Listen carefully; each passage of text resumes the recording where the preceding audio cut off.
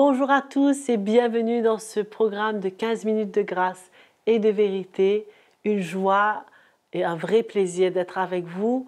Et avant que le pasteur Jocelyn Ladou partage et nous encourage, nous allons louer le Seigneur et lui dire combien son nom est merveilleux. Alléluia. Vous pouvez chanter avec moi là où vous êtes et nous allons célébrer le Seigneur ensemble. Car ton nom est si merveilleux, car ton nom est si merveilleux, car ton nom est si merveilleux, tu es le roi.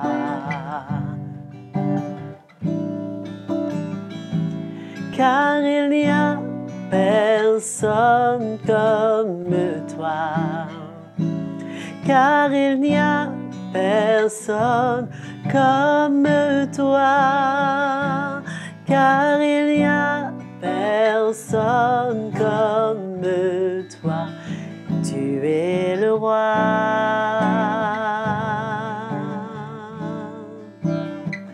Nous t'adorons, Seigneur, nous t'adorons, Seigneur, nous t'adorons, Seigneur, tu es le roi,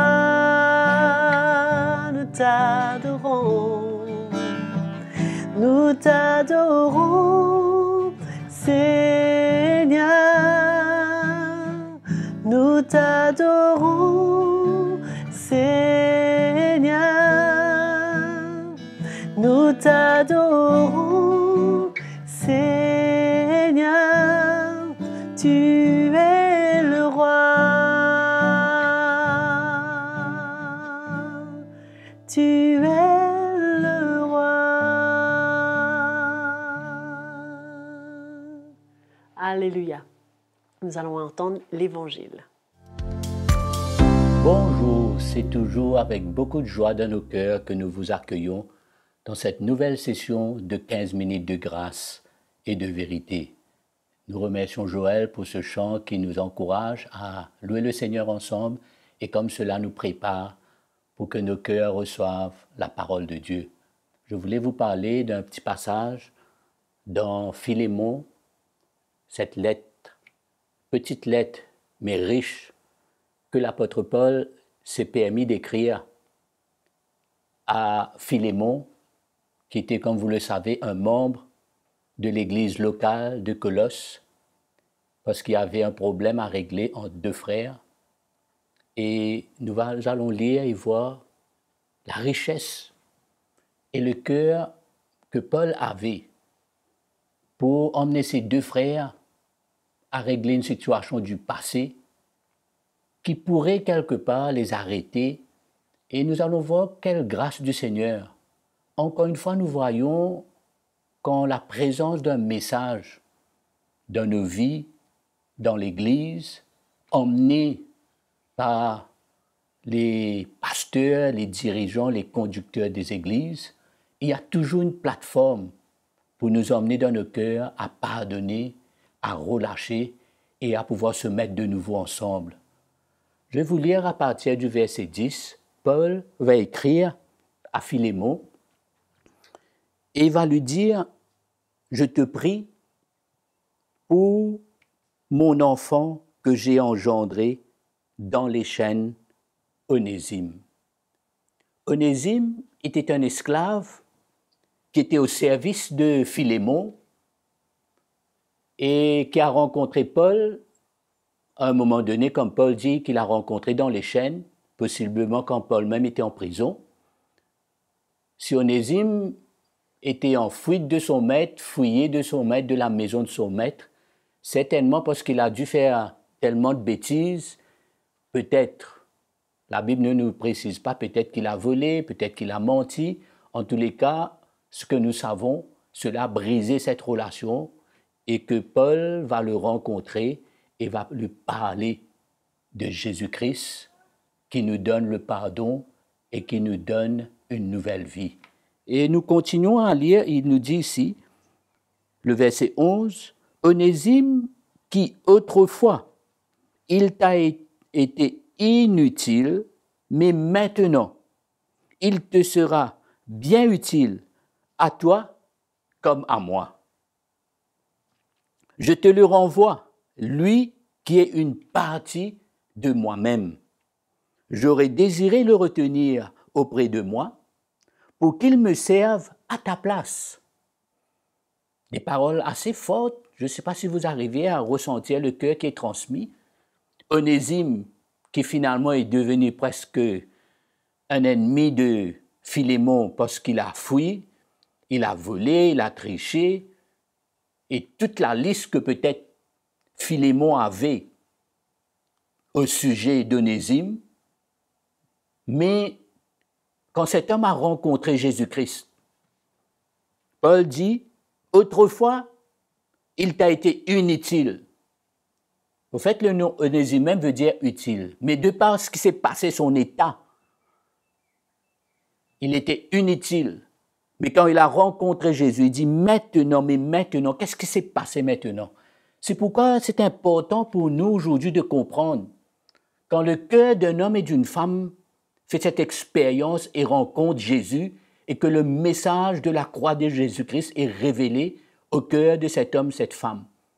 Le Seigneur bouleverse sa vie, le Seigneur efface tout son passé, le Seigneur tourne la page, le Seigneur ouvre une avenue pour une œuvre nouvelle en tant qu'un homme et une femme renouvelés, un homme nouveau pour vivre une nouvelle expérience avec Dieu.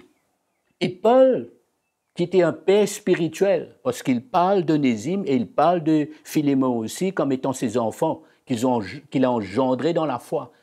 Il voulait les donner l'occasion à régler leur cœur, à s'asseoir ensemble et à voir le plan de Dieu, à voir la vision de l'Évangile. C'est ça qui est le but dans tout cela. Allons continuer de lire avant que je vous développe cela ce matin. Il nous dit, le verset 14, je reprends, le verset 13, « J'aurais désiré le retenir auprès de moi pour qu'il me serve à ta place. » Paul n'hésite pas de mettre Philémon quelque part à la même hauteur, comme un frère. Donc, dans d'autres sens, il veut dire, Philémon, de la même manière que tu sens que tu es utile et à moi et à l'Évangile, tu es en train de servir le Seigneur, voilà Onésime, qui autrefois était un voleur, menteur et tout ce que tu avais comme liste contre lui, à cause de cette rencontre avec Jésus-Christ, et que moi-même j'ai été là pour l'engendrer dans ce message de l'Évangile, il est devenu utile au point qu'il peut me servir et servir l'Église et être utile à l'Évangile de la même manière que tu l'es toi-même. Le mettre au même niveau. Extraordinaire, je ne sais pas comment Philémon a pris cette lettre, mais ça a dû être un bouleversement dans sa vie, confrontation directe. Et Paul ne voulait pas le retenir, Paul voulait lui donner l'occasion de s'asseoir ensemble, comme étant aujourd'hui deux frères, réconciliés en Jésus-Christ, restaurés, où le pardon, c'est pour ça que, encore une fois, je vais vous rappeler la présence d'un évangile, la présence de la vérité de l'évangile, le message de Jésus-Christ au milieu de nous, dans nos vies, emmenés par nos conducteurs, établis dans une église locale. La présence de ce message laisse une plateforme favorable pour le pardon. Quand vous réalisez aujourd'hui dans la réalité, combien de chrétiens souvent, moi je vois souvent des chrétiens qui ont quitté leur église locale, qui ont changé d'endroit, qui ne sont plus dans la même assemblée, souvent bougé, changé, parce qu'il n'y a pas pu régler un problème qu'il y a eu avec un frère, avec une sœur, avec quelqu'un, blessé peut-être par une parole, mais il n'y a pas eu l'occasion de réconcilier, de se pardonner, de relâcher et de se mettre ensemble pour travailler ensemble. Quel bel exemple extraordinaire. Paul dit, il est utile et à moi et à toi. De la même manière que tu sens que tu es utile, tu es en train de servir le Seigneur. De la même manière, aujourd'hui, Onésime, pardonné, renouvelé, libre de tout son passé. Et Paul voulait envoyer. Il sentait que c'était nécessaire, que c'était important, essentiel, pour que et Onésime et Philémon, les deux sont en train de servir le Seigneur aujourd'hui. C'était nécessaire de les mettre ensemble pour régler ce problème qu'ils ont eu dans le passé et que le pardon, la repentance emmène une nouvelle plateforme. Vous savez, quand il y a le non-pardon, non seulement ça nous affecte, mais cela bloque, cela arrête les relations, cela empêche et on ne peut plus servir le Seigneur de la manière qu'on est appelé à servir. Paul, je vous lis encore 2 versets, il dit « Mais je n'ai rien voulu faire sans ton avis, afin que ton bienfait n'ait pas l'air forcé, mais qu'il soit volontaire. » Le verset 17, il dit « Si donc tu me tiens pour ton ami, reçois-le comme moi-même. »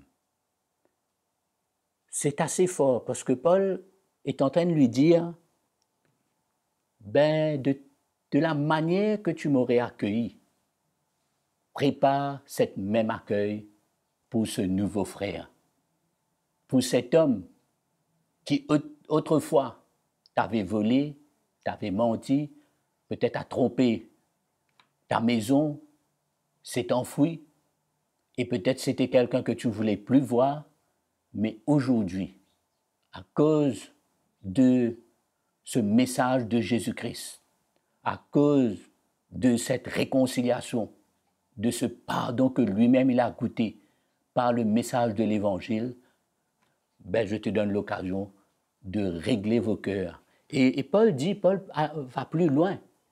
Il va plus loin pour dire, si tu estimes qu'il te doit quelque chose, mets-le sur mon compte. Parce que Paul, quelque part, voulait dire, je ne voulais à partir de maintenant que rien du passé ne soit un obstacle entre vous.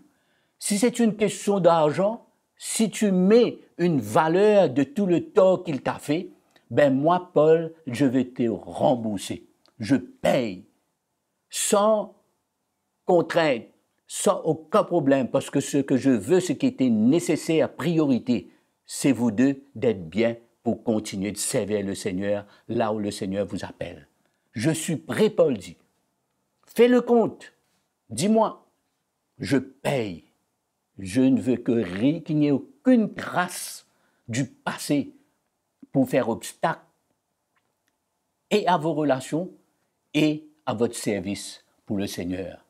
Le cœur d'un Père, le cœur de Jésus-Christ pour amener la réconciliation, afin que toujours dans nos relations, peut-être dans notre service dans une église locale, qu'on soit bien, il y a toujours le pardon et la grâce de Dieu pour continuer, avancer et servir le Seigneur libre de notre passé et qu'on ne garde pas un regard sur quelqu'un par rapport à son passé, mais comme Dieu nous pardonne, nous aussi, on relâche, on pardonne.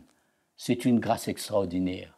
Je vous encourage d'aller lire encore une fois cette lettre, une petite lettre, mais très très riche, quand nous regardons les valeurs qui sont transmises par le cœur de l'apôtre Paul pour emmener chaque membre de l'Église, chaque frère et sœur, d'être bien dans leur cœur, malgré toutes les difficultés, les confrontations qui souvent, malheureusement, il y en a dans les relations, des incompréhensions, souvent des paroles blessantes, mais le message de l'Évangile, le message de la mort et la résurrection de Jésus-Christ donne l'occasion à pardonner. Que le Seigneur vous encourage par ces quelques paroles et nous nous retrouvons très bientôt. Le Seigneur vous bénisse. Amen. Voilà, c'était la fin de notre émission de 15 minutes de grâce et de vérité pour aujourd'hui avec le pasteur Jocelyn Niladou. Et je sais que vous allez certainement continuer à nous écouter, à regarder les émissions. Donc n'oubliez pas, abonnez-vous à notre page YouTube CTMI. Et si vous avez des commentaires, des questions, écrivez-nous des témoignages, nous voulons les entendre et les lire. Et bien sûr, nous nous verrons à la prochaine session. À bientôt.